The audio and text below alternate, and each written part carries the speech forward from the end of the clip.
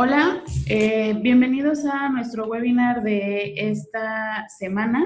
Acabamos de abrir el micrófono y me gustaría nos proporcionaran retroalimentación por medio del chat, si nos están escuchando de manera correcta y visualizando en sus pantallas. Vamos a esperar un poquito a que nos proporcionen retroalimentación y me gustaría, mientras recibimos la retroalimentación por medio del chat, me gustaría presentarme. Mi nombre es Mariana Padilla, soy gerente del área comercial y a mi lado tengo a la contadora Yamile Dávalos, gerente del equipo de facturador contable. Hola, ¿qué tal? Muy buenas tardes a todos.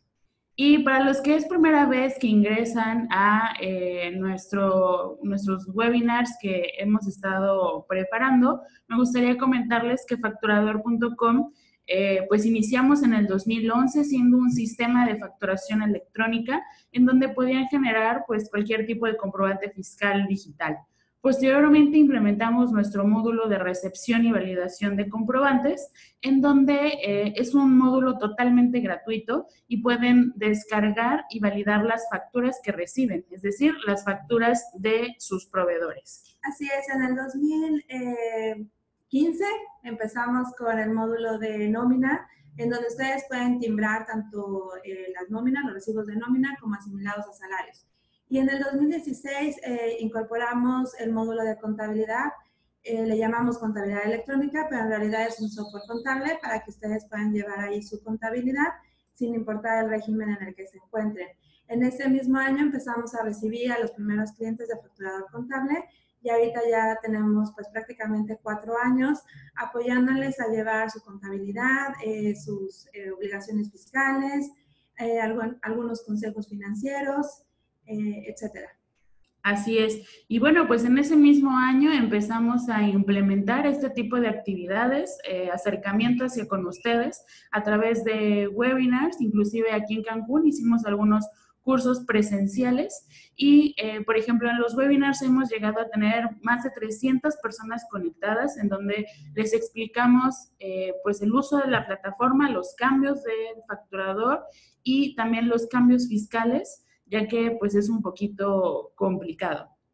Así es, su retroalimentación ha sido sumamente valiosa pues en esta parte, porque así también hemos visto cuáles son las mejoras o las necesidades que ustedes tienen para poderlas implementar tanto dentro del sistema como en el servicio que proporcionamos a los clientes dentro de Facturador Contable. El tema de este webinar es con respecto a la declaración anual de las personas físicas. Es algo muy importante y ahorita vamos a hablar, pues ya se acerca la fecha de la entrega de esta declaración anual, pero son consejos muy importantes que nos va a compartir la contadora Yamil. Así es, no vamos a hacer el cálculo, no vamos a aprender ahorita en estos 40 minutos o en la hora hacer una declaración anual, pero sí hay cosas importantes que ustedes deben de conocer para poder incorporarlas, para que sus asesores fiscales pues también estén al tanto, ustedes también les pregunten, o si se quieren acercar a nosotros, pues con todo gusto los podemos apoyar en esta parte. Entonces, pues vamos a dar inicio, ustedes van a poder ir haciendo sus preguntas a través del chat y Mariana me va a apoyar a irlas leyendo y trataremos de responder pues todas dentro de este webinar. Así es, al final del webinar vamos a tener una sesión de preguntas y respuestas. Ahorita ya nos van a dejar de ver y solamente van a ver lo que es la presentación. Van a ver que cambia un poquito la pantalla, pero estamos preparando el material para que ustedes vean la presentación que tenemos el día de hoy. Ahorita en sus pantallas deben de estar viendo el tema de declaración anual de personas físicas. Así es. Pues damos inicio, vamos a platicar que la declaración anual de personas físicas es una obligación, no es algo que que sea opcional. Bueno, en algunos casos es opcional cuando no exceden de los 400,000 pesos pagados como salarios, pues ahí sí ustedes pueden decidir si sí o si no presentan la declaración dependiendo de los gastos personales que tengan. Pero en los casos, digamos, de las personas que están por actividad empresarial, incluso por honorarios, pues ahí sí no es una opción, es una obligación la que tienen. Vamos a decir que el impuesto se paga de forma anual. En realidad, la obligación dentro de la ley del impuesto sobre la renta es de forma anual. Sin embargo, ahí mismo en esa ley nos van indicando que tenemos que hacer adelantos mensuales, lo que conocemos como los pagos provisionales. Pero en el cálculo anual se van a hacer ciertos ajustes y además vamos a tener que incorporar otros ingresos que no sean propios de la actividad. Vamos a tener que incorporar también datos informativos y las deducciones personales. Los pagos provisionales pues están relacionados directamente con la actividad profesional o empresarial, como les había platicado hace un momento. Entonces, cuando hacemos los pagos provisionales, únicamente nos enfocamos en esta parte. También en la parte de los gastos, pues hablamos de estrictamente indispensables para la actividad. Esos serían nuestros gastos deducibles. Y aquí sí me voy a detener un minuto en el estrictamente indispensables, porque con las personas físicas siempre tenemos esa controversia de qué significa estrictamente indispensable. No hay una definición como tal en la ley ni en el código, pero sí tenemos por parte del Tribunal Fiscal algunas tesis en las que dicen que un gasto estrictamente indispensable es aquel sin el cual no puedo realizar mi actividad. Vamos a decir, nosotros somos una empresa de desarrollo de software, pues evidentemente sin el Internet no podríamos realizar la actividad, ¿no? Podríamos tener a lo mejor a los mejores ingenieros, los mejores equipos de cómputo, pero si no contamos con el Internet, pues esta actividad no la podemos desarrollar de manera apropiada. Entonces, ustedes también, pues ahí es tarea de cada uno, dependiendo del giro, saber qué gastos de verdad me limitarían a realizar mi actividad como se debe y cuáles no. Y eso es importante porque ahí entramos en la controversia con los profesionistas en cuanto a la ropa, los zapatos, muchos temas de esos, ¿no? Entonces, ahí la autoridad sí es muy estricta, también es un tanto subjetiva, pero sí se basa mucho en esta tesis que tenemos por parte del Tribunal Fiscal, en donde indica que para considerar un gasto estrictamente indispensable, pues nos tiene que afectar realmente a realizar esa actividad. Bien, también aquí puse un apartado importante. Las personas físicas pueden realizar gastos personales, no necesitan esperarse a que se determine una utilidad al final del año. Esto es importante porque cuando hablamos de empresas, de personas morales, pues ellas no pueden hacer cualquier gasto, sino hasta el final del año los socios van a saber si tuvieron utilidad o pérdida y en el caso de utilidad, pues reparten los dividendos. En el caso de las personas físicas no sucede de la misma manera. Ustedes durante el año quieren, o durante el mismo mes, quieren ir haciendo gastos, sus gastos de vida, ¿no? Quieren ir al súper, ir al cine, comprarse ropa. Esto lo pueden hacer sin ningún problema. O sea, muchos clientes me hablan y me dicen, es que tengo dos cuentas separadas y entonces no quiero que una aparezca porque ahí es donde voy a hacer el súper. No pasa nada si aparece en contabilidad. En realidad no estamos cometiendo ninguna falta, ni ningún delito, no sucede nada, es lo normal. De hecho, ustedes como personas físicas, sobre todo, pues, mis colegas contadores, abogados, los doctores, pues prestan un servicio profesional día a día para poder vivir, ¿no? Entonces, realmente pueden sacar este dinero sin ningún problema. La única diferencia es que estos gastos que ustedes hacen para su vida personal, pues no son deducibles. Y también habrá gastos personales que se consideran hasta la declaración anual como los gastos médicos. Vamos a hablar de ellos, de todos los gastos personales un poquito más adelante. Bien, algo importante es que las personas físicas tributan sobre flujos de efectivo durante todo el año para los pagos provisionales y eso es importante para ustedes porque no se van a ver afectados en esta parte. Lo que quiero decir es que van a tributar sobre ingresos efectivamente cobrados, no facturados, y van a tributar, bueno, van a poder restarle también gastos efectivamente pagados. Eso es importante porque muchas veces ustedes tienen miedo de emitir las facturas. Creen que si ustedes emiten la factura, pues ya les van a cobrar el impuesto. Con las personas morales es así, con las personas físicas no. Hasta que tengamos el dinero ya en la cuenta bancaria es cuando esa factura cuenta para el pago del impuesto. Entonces, decimos que el impuesto se paga sobre una utilidad real. Lo puse entre comillas porque, pues sí, realmente ya sabemos cuánto les pagaron, cuánto realmente gastaron, pues esa diferencia sí es la utilidad que ustedes realmente tienen.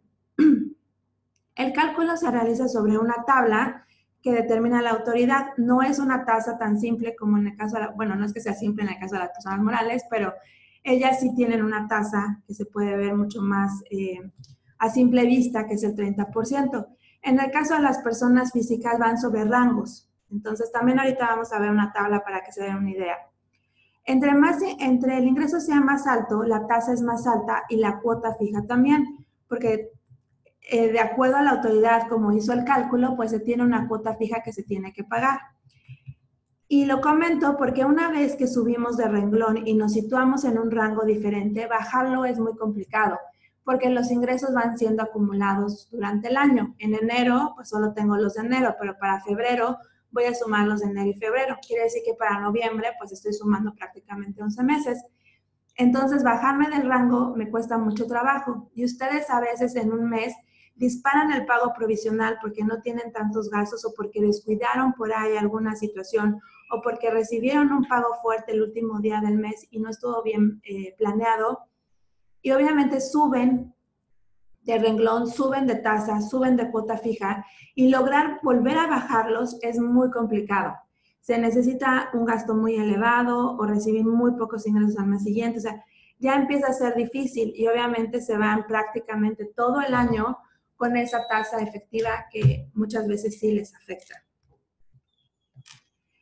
Bien, en cuanto a los gastos deducibles, pues ya platicamos lo que es estrictamente indispensable. También hay que tener cuidado con los activos fijos. Hay que tener una política de activos fijos. Esto suena como muy complicado, suena más como a una empresa, ¿no? Pero realmente ustedes también la pueden tener. Y esto lo menciono porque muchas veces mandan a los activos fijos un escritorio que compraron para su despacho. Es un escritorio que les costó 2,000 pesos y que van a depreciar durante 10 años porque es mobiliario y equipo. Entonces, realmente la política de activos fijos lo que me va a permitir es decirle a la autoridad que de acuerdo a mis ingresos y de acuerdo a mis gastos, pues yo voy a considerar un activo fijo que realmente se va a depreciar durante el paso del tiempo, un activo que cueste a lo mejor más de 3,000 pesos o 4,000 pesos. Dependerá, esto es flexible porque no es algo que esté en ley. Es algo que las normas de información financiera manejan, que los contadores manejamos y que les va a ayudar obviamente a que esos gastos que son más pequeños, como el escritorio de 2,000 pesos, se vaya directamente al gasto. Y eso les va a ayudar obviamente pues a bajar la utilidad, ¿no? Que vamos aquí a diferenciar un poquito entre la utilidad financiera y la utilidad fiscal. La financiera es la que ustedes conocen mejor que nadie.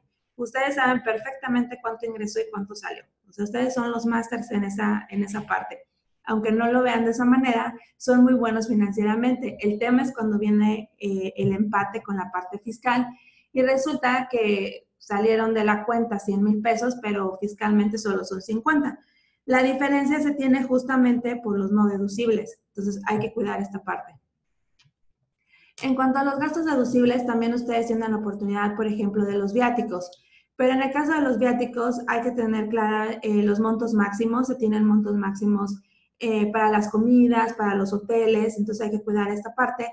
Y la razón del viaje es muy, muy importante. Documentar por qué salimos de viaje es lo que va a diferenciar entre si fue un gasto indispensable o no lo fue. Entonces, a veces descuidan esta parte. Las vacaciones no son un gasto indispensable.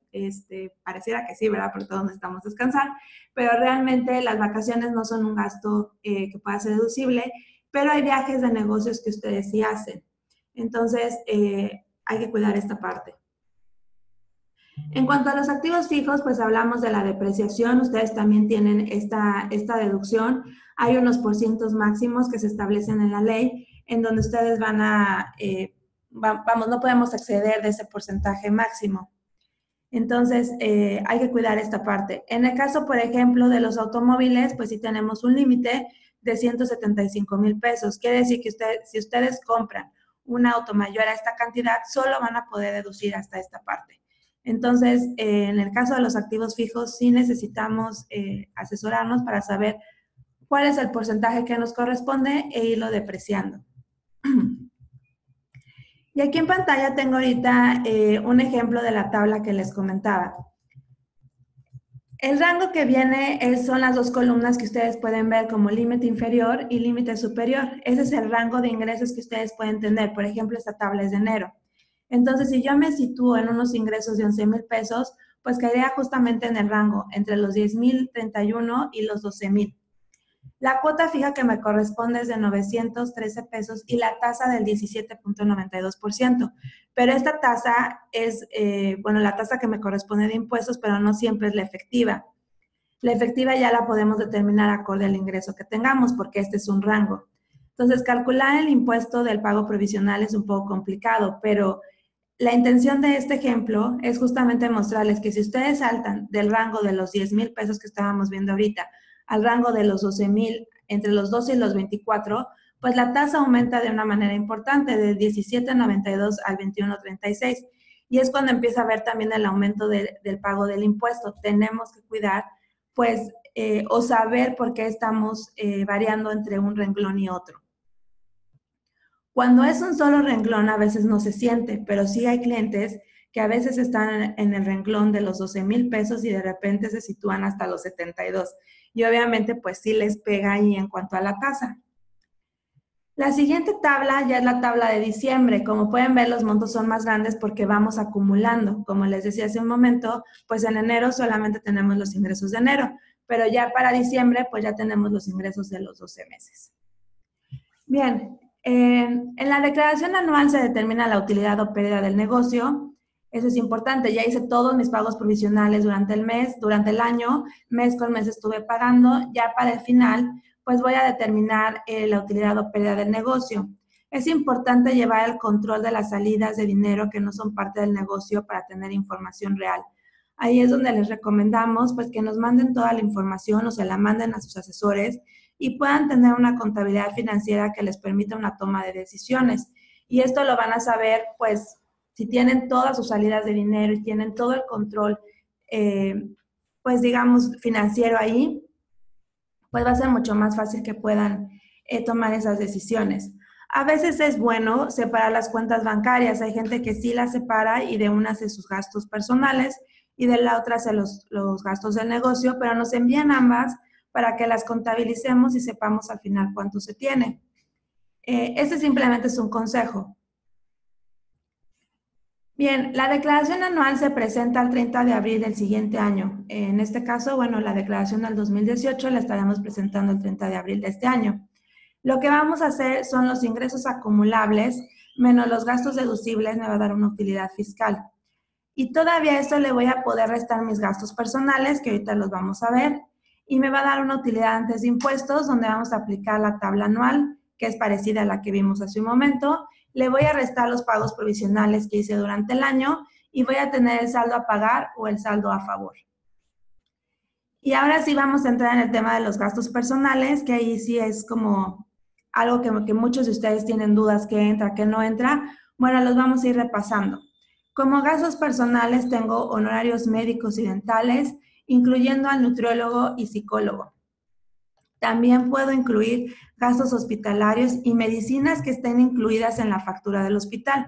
O sea, si ustedes desafortunadamente tienen que estar en el hospital en algún momento del año, hay que pedir la factura. Los medicamentos que les suministren en esta estancia en el hospital van a poder ser deducibles. Lo que no es deducible son los medicamentos que ustedes van y compran a las farmacias. Esos no son un gasto deducible ni es un gasto personal.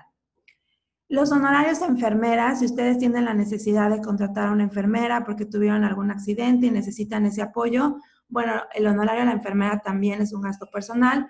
Los análisis clínicos, la compra o alquiler de aparatos para restablecimiento o rehabilitación del paciente también puede ser deducible. La prótesis, la compra de lentes ópticos graduados para corregir efectos visuales. Aquí hay que tener cuidado. El lente es deducible, el armazón no. Entonces, luego se van con la finta y van y se compran unos armazones pues muy fashion y que salieron carísimos. El armazón no es deducible. Por eso las ópticas lo separan. El costo del armazón es uno y el lente es otro. Ahí sí pueden incorporar ustedes el efecto de, no sé, de las micas que tienen para la oscuridad y todas esas cosas fabulosas que ahora tiene la ciencia. ¿Cómo dijiste? Antirreflejante. Antirreflejante y todo eso. Lo pueden incluir, pero el armazón no es deducible. Las primas por seguros de gastos médicos también se consideran un gasto personal y el transporte escolar obligatorio.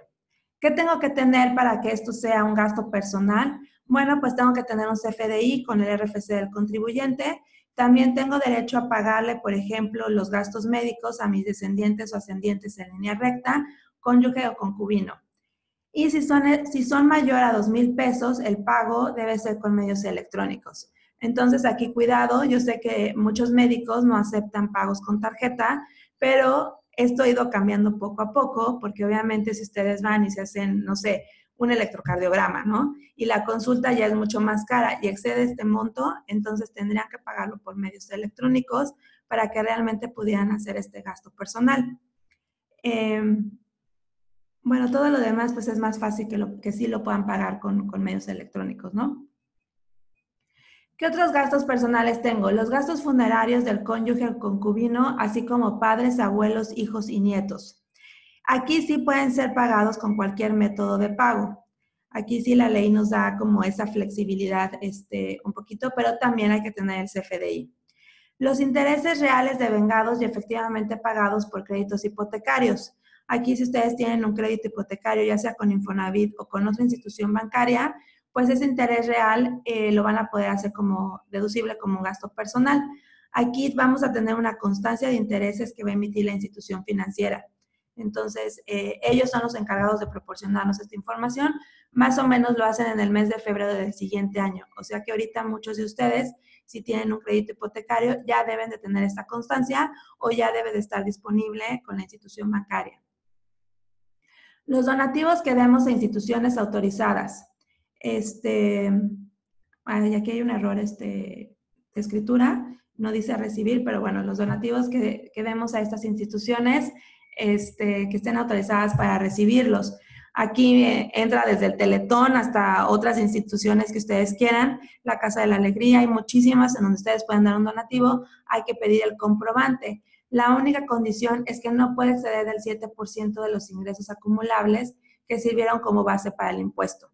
Entonces hay que cuidarlo, pero muchas veces hacemos por buena voluntad un donativo pequeño y es importante que pidamos el recibo.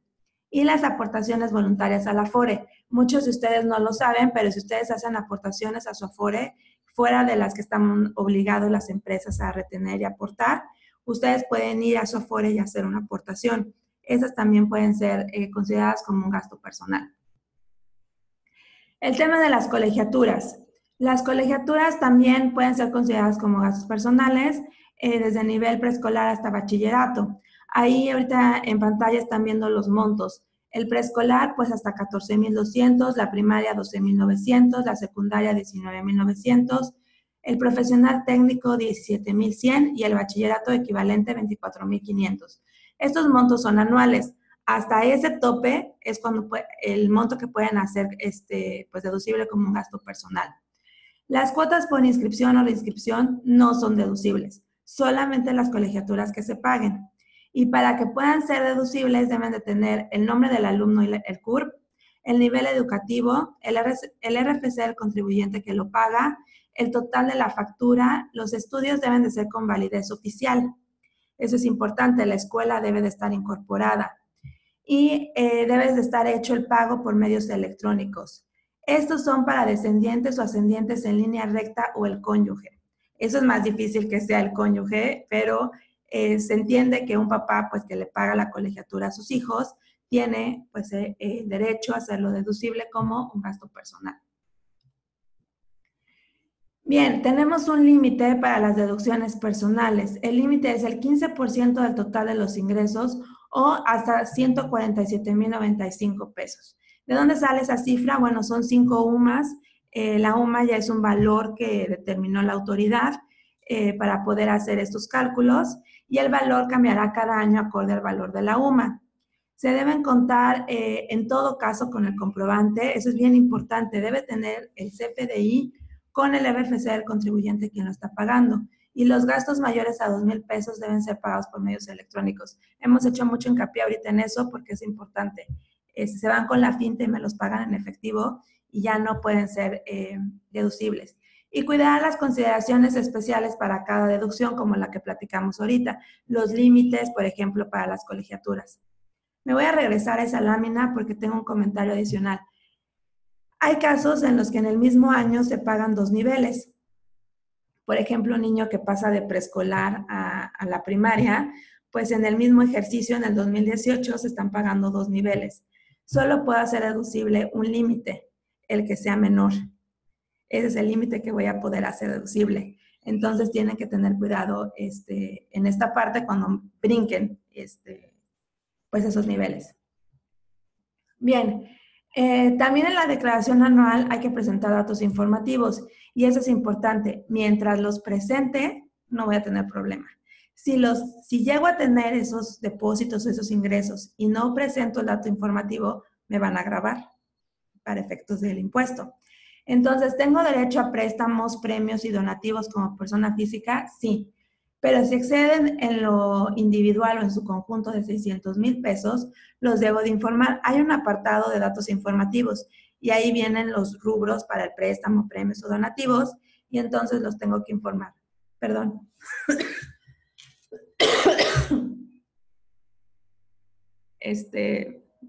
Pues yo creo que por el calor, me dio hasta tos, pero bueno. Entonces, es importante que los informen. Aquí por costumbre hemos hecho algunas cosas, como por ejemplo, si me dan un donativo, pues hemos tratado de ponerlo ante notario público para que sea como más transparente para la autoridad, pero también vamos a evaluar el donativo, ¿no? A lo mejor, pues el donativo que yo recibo, incluso a lo mejor de mis padres o de mis abuelos, es como un regalo, pues es una cantidad poco considerable, entonces pues no vale la pena. Pero ya si es algo más grande, pues sí hay que formalizarlo. Lo que sí dice la ley es que si exceden en lo individual o en lo particular de 600,000 pesos, hay que informarlos. Hay otros ingresos exentos que también debo de informar, por ejemplo, los viáticos cuando estoy en el régimen de salarios. Ese dinero a veces me lo depositan. Entonces, pues ya queda la duda, ¿es un ingreso? No, yo sé que ahorita ya está el CFDI, donde se especifica y todo, pero en la declaración anual habría que informarlo. La enajenación de la casa habitación. ¿Ustedes pueden vender su casa habitación? Sí. Si no excede de los 700,000 UDIs, que más o menos son 4,358,641. Y puse aproximadamente porque hay que ver el valor de la UDI en el día de la operación. Pero ese valor, ese monto me salió de la UDI del 31 de diciembre del 2018. Entonces, más o menos me da un promedio y sí son como 4,200,000, 300 más o menos, lo que tengo derecho a vender mi casa sin que tenga que pagar el impuesto. Está totalmente exento, pero lo tengo que informar. Para eso también la operación debe estar ante notario. Si voy a vender mi casa, pues la tengo que hacer ante notario público. Y si me excedo de este monto de los 4,000,000, vamos a poner 300,000, pues la diferencia tiene que pagar el impuesto. Y algo importante es que 3 años antes no debí de haber hecho una venta similar. ¿Por qué? Bueno, pues porque si cada 3 años vendo mi casa, pues entonces creo que me dedico a la venta de casas. Entonces, para que no se presuma eso, pues por eso la ley pone esta condicionante. Las herencias o legados también son exentos, pero también se informan. Si fallece por alguna razón, por ejemplo, sus padres o sus abuelos y reciben una herencia, no hay problema. De hecho, no tiene que gravar para impuestos, pero sí se tiene que informar. Entonces, pues es importante considerar esta parte. Ahorita, en el SAT no tenemos habilitado todavía el DeclaraSAT, que es el sistema en el que mandamos las declaraciones. Hay un simulador en donde ustedes tienen que poner cierta información, ¿no? Por ejemplo, en el caso de servicios profesionales, pues tendrían que llenar más o menos lo que están viendo en pantalla. En el caso de servicios empresariales, perdón, hay un poquito más de información en cuanto a si hubo activos, algunos detalles más que se deben de llenar. Por eso también es que recomendamos que lo hagan a través de un contador o de un asesor. Yo sé que el SAT les ha dicho mucho que ustedes lo pueden hacer de manera individual. No es que no puedan, pero muchos de ustedes están familiarizados con algunos términos, muchos de ustedes no. Entonces es importante que tomen esto en consideración, pues obviamente para que la información que presenten sea la correcta.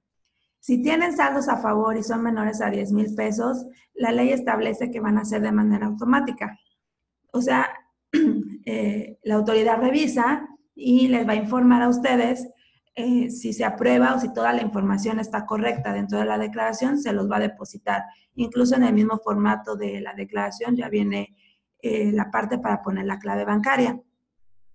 Si el SAT encuentra detalles, van a pasar dos cosas. O se las niega o les baja el monto. hace su cálculo ellos y dicen, no, ¿sabes qué? Pues tu saldo a favor no era de 8,000 pesos, era de 5,000 y únicamente deposita los 5,000. ¿Tienen derecho a una aclaración? Sí, lo podemos hacer a través de buzón tributario, pero les va a pedir la información comprobatoria.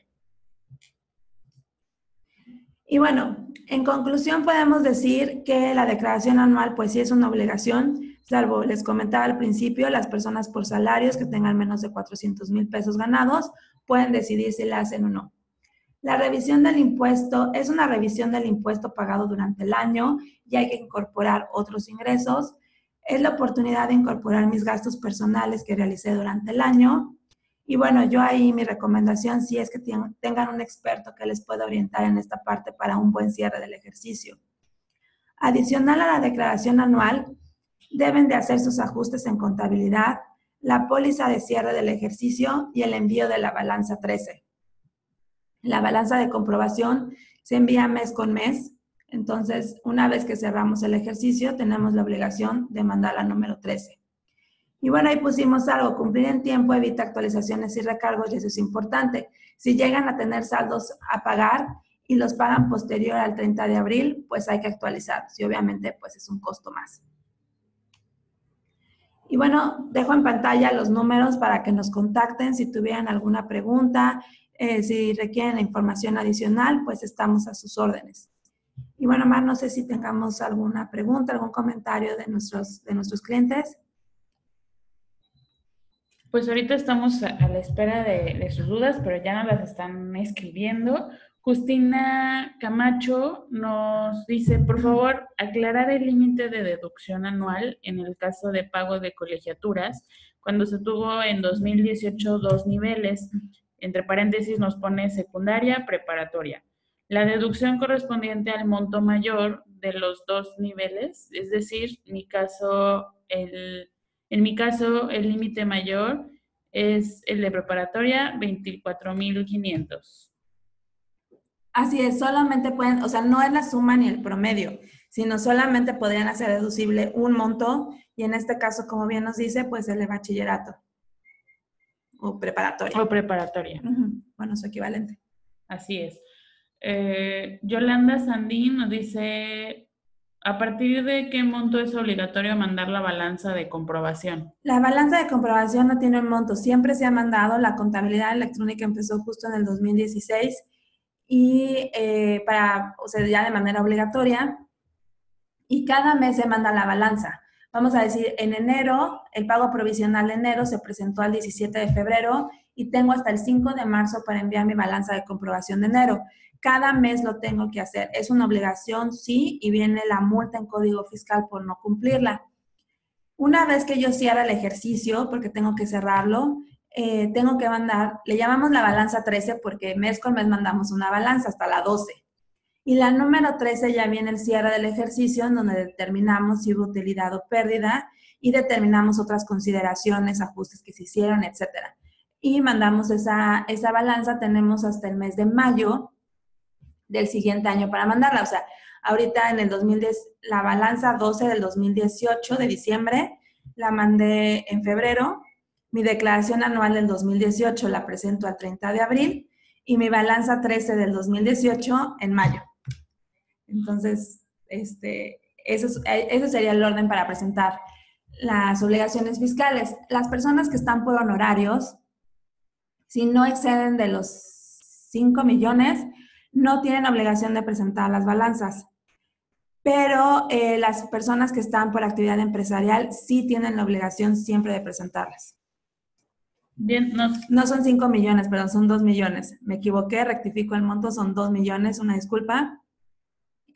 Tengo el monto de la SAS en mente, entonces discúlpenme, fueron 2 millones para las personas que están por honorario, ingresos mayores a 2 millones, sí la tienen que presentar, ingresos menores a 2 millones, no, pero las personas con actividad empresarial sí la deben de presentar.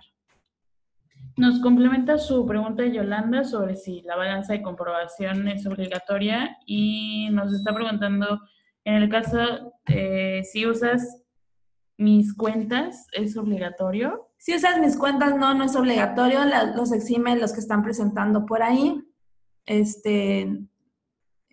Ya tiene sus reglas particulares la parte de mis cuentas. Bien, y Yolanda nos pone, qué susto, son ingresos menores a 2 millones. Sí. Bien.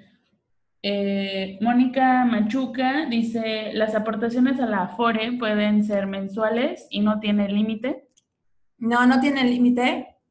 De hecho, ahí es una buena pregunta porque la razón por la que hicieron este gasto es para fomentar el ahorro. Nada más que lo que no han fomentado es como esa parte de tanto de que se pueda hacer deducible como la parte de que es importante ahorrar. Pero no tienen un monto. La única condicionante es que las debemos de tener en la cuenta de la Afore por lo menos 6 meses. ¿Por qué? Porque las aportaciones voluntarias las podemos retirar, no las tenemos que dejar hasta, hasta que yo reciba mi pensión a los 60 y tantos años. Aquí cambia, el formato de las aportaciones voluntarias cambia. Entonces, sí las puedo, ahorita puedo aportar mensualmente lo que yo quiera, incluso 200 pesos, y al final la Afore me da un resumen, y ese resumen es el que puedo hacer como un gasto deducible. Bien, Juan Valdés y Luis Escalera nos están comentando que quisieran que hiciéramos sobre declaraciones bimestrales. Las declaraciones bimestrales corresponden a los RIF, es un tema diferente, lo estaremos tratando a lo mejor en algún momento más adelante, pero ahorita, bueno, estamos tratando tanto este tema como el de personas morales que platicamos hace unos días, pues por las fechas límites para presentar la declaración.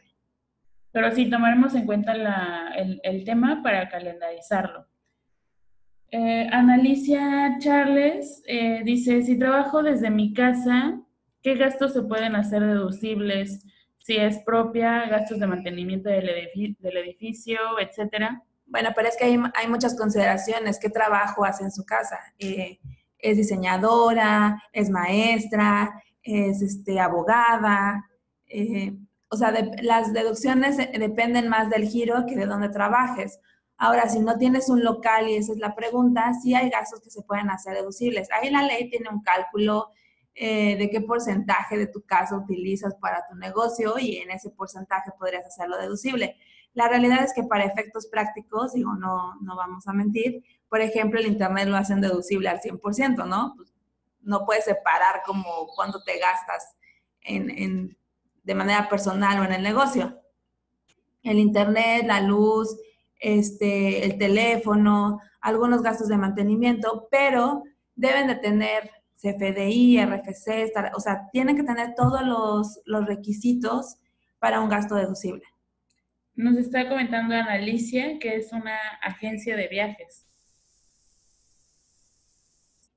Bueno, todos los gastos que sean estrictamente indispensables para operar, para poder hacer la venta, todos esos serían gastos deducibles. Ustedes conocen sus negocios mejor que cualquiera de nosotros. Entonces, ustedes son quienes van haciendo los gastos y cuando nosotros los vemos, pues vamos preguntando muchas veces incluso. Tengo un cliente que es fotógrafo y entonces compró un montón de disfraces y vestuario y todo. O sea, yo veo la factura y digo, esto es un gasto no deducible, o sea, ¿para qué alguien quisiera un disfraz? Pero me acerco a él y le pregunto, me involucro como en cuál es su operación, qué es realmente lo que hace. Y bueno, determinamos que ese sí era un gasto indispensable porque hacían pues algunos sets para fotografía muy bonitos y obviamente esos disfraces o esas prendas que compraron eran indispensables para esta parte. Entonces, por eso les digo, ustedes conocen mejor y nosotros lo que hacemos es acercarnos a ustedes y ver para qué lo utilizaron. Y muchas veces entendemos que pues hay negocios que a simple vista no conocemos tan bien, ¿no? Y que hay gastos que sí son muy importantes para ustedes y que sí podríamos defender como indispensables. Por eso la parte del acercamiento hacia el contador, ¿no? Informarle por qué se hace ese gasto. Exactamente. Y también ahí, bueno, pues con todo respeto para mis colegas, también es nuestro trabajo involucrarnos en esa parte con el cliente. Recibir todas las facturas y decir sí, no, sí, no, sí, no, pues no nos hace como tan útiles para el usuario. Lo que necesitamos sí es acercarnos a ellos y preguntarles ciertas cosas, como este detalle tan particular con ese cliente que es fotógrafo y que, pues si yo hubiera dicho sí, no, hubiera dicho no, pues esto no, o sea, ¿para qué quisiera un disfraz? Pero ya involucrándome en su negocio, pues sí me di cuenta que era un gasto estrictamente indispensable.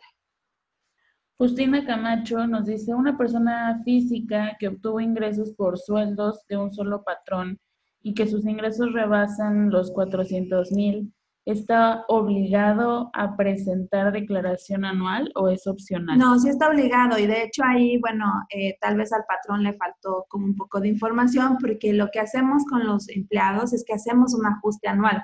O sea, no hacen la declaración, pero nosotros de manera interna, las empresas, sí estamos obligados a hacer por ahí un pequeño ajuste con la tabla anual. Por lo general, si nuestro cálculo estuvo bien hecho durante todo el año en cuanto a las retenciones, el empleado ni siquiera se da cuenta porque son más o menos centavos lo que nos faltó o lo que nos sobró. Pero si por ahí tuvimos algún error, de hecho sí va a votar la diferencia y entonces sí hay que platicarlo con el empleado. Pero cuando exceden estos montos, pues sí el empleado tiene la obligación de presentar su declaración y seguir el formato. Muy bien. Marco Montes de Oca nos pide que respondamos la pregunta de la balanza de comprobación. Ya la resolvimos. Sí. Marco, si te queda alguna duda, nos puedes escribir para que lo resolvamos. Decíamos que pues sí era obligatorio, ¿no? La balanza de comprobación. Felipe de Jesús Martínez nos comenta que él es maestro en línea y que puede deducir. Los servicios profesionales a veces nos cuestan más trabajo, pero un maestro en línea pues necesita el internet, necesita la luz, necesita un equipo de cómputo, a lo mejor un micrófono o un audífono especial de los que tienen, no sé cómo se llaman, bueno, pues el micrófono integrado. A lo mejor necesita un software en particular que se esté pagando. Incluso a veces no hay factura porque los servicios sin hacer promoción como Google, Amazon, todos ellos, pues tienen por ahí una muy buena estrategia de decir que son como empresas del extranjero que prestan servicios aquí y no tienen ese FDI. Pero sí emiten una invoice, como la conocemos, una factura así en PDF, y sí está permitido hacerla deducible, nada más hay que considerar poner el RFC para que nosotros cumplamos. Y finalmente sí podemos meter ese gasto. Entonces, por ahí a lo mejor pues usa una plataforma en particular, posiblemente, y también ese gasto lo pueda hacer deducible. También seguramente, aquí hay algo importante, hablamos de las colegiaturas, pero no hablamos de la capacitación para nosotros mismos. Entonces, por ejemplo, yo contador voy a muchos cursos al colegio de contadores y esas capacitaciones que tomo son deducibles para mí. No tiene nada que ver con las colegiaturas. Es algo que yo hago pues para ser un mejor profesionista y es un gasto indispensable porque si yo no estoy al tanto de las reformas fiscales, pues obviamente no puedo atender a mis clientes bien, ¿no? ¿Cómo les voy a dar un monto? ¿Cómo les voy a decir qué hacer si no estoy ni siquiera enterada? Entonces también aquí muchos maestros, por ejemplo, sí se capacitan constantemente y eso también podría ser considerado un gasto deducible. Los libros que compran también, porque a veces como autodidactas, pues necesitamos esa parte. Entonces, sí hay que rascarle, como les decía, ustedes conocen mejor lo que hacen todos los días y acérquense al asesor y digan, oye, yo ocupo esto, para aquello, y seguramente encontrarán muchos gastos deducibles que hacer. Bien, pues ya resolvimos todas las dudas, Yami. En sus monitores y pantallas están los números donde nos pueden contactar. Parte de la experiencia y del conocimiento que mostramos aquí, pues es todo ese acompañamiento que hacemos con los clientes que les llevamos la contabilidad y que pues no solo es como entregar la contabilidad como tal, sino como comentó el caso Yami hace un momento, en donde le preguntan al contribuyente pues para qué utiliza, para qué compró tal producto, para qué utilizó tal cosa. Entonces, sí es necesario tener como la factura de todo lo que compramos, pero también es parte del trabajo de nuestros contadores, que ese acercamiento hacia los clientes para que pues puedan cumplir y que se hagan como mejores prácticas día a día. Así es, lo que evitamos es que sean molestados de alguna manera por la autoridad y ustedes pues se dediquen a hacer lo que mejor hacen, ¿no? Sobre todo los que son profesionistas, tengo muchos clientes médicos que pues no quieren ver nada de esto, no es como de su dominio y lo que no quieren tampoco es que la autoridad los esté invadiendo en sus consultorios, que les esté preguntando, etcétera. Entonces, pues lo que tratamos es eso, apoyarlos de alguna manera, cumplir con todo a tiempo y de forma correcta para que no tengan ese problema. Así es, si requieren más información sobre este plan que tenemos de llevarles la contabilidad, se pueden poner en contacto con nosotros. Tenemos planes dependiendo del régimen y sus actividades en donde se encuentran. Entonces, pues la contabilidad se lleva dentro del sistema de facturador.com y pues ahí tienen ustedes toda su información en línea. ¿Algo más que quieras comentar, Yami? Pues no, acérquense a sus asesores, presenten su declaración en tiempo. No es porque le haga yo publicidad al SAT, pero creo que sí es importante, sobre todo si tienen gastos personales, si tienen saldos a favor o podrían tener saldos a favor, pues también me parece que es importante que los recuperen. Entonces, entre más pronto mejor. Ahorita todavía no está el Declarasat listo. Estamos en marzo y están recibiendo las declaraciones de personas morales, pero seguramente a finales de marzo, principios de abril, ya está el Declarasat listo para que ustedes manden su información o se acerquen a nosotros y con todo gusto los apoyamos. Por mi parte sería todo. Cualquier duda, pues estoy a sus órdenes. Pues muchísimas gracias a todos por su participación. Esperamos que esta información sea de su apoyo. Sí, realizamos la grabación de este webinar y el día de mañana va a estar en nuestro canal de YouTube. Y pues también les vamos a enviar la información a sus correos electrónicos. Muchísimas gracias a todos. Y algo más antes de terminar, nada más. Bueno, me encantaría que se inscribieran al blog que tenemos. Estamos sacando ahorita muchos artículos y mejorando también la parte de informales a través de este medio, ¿no? Hemos utilizado mucho el webinar y el video, pero también me parece interesante que se unan al blog y vean los artículos que se están publicando. Así es. Pues muchísimas gracias y que tengan una excelente tarde. Buen provecho. Buen provecho.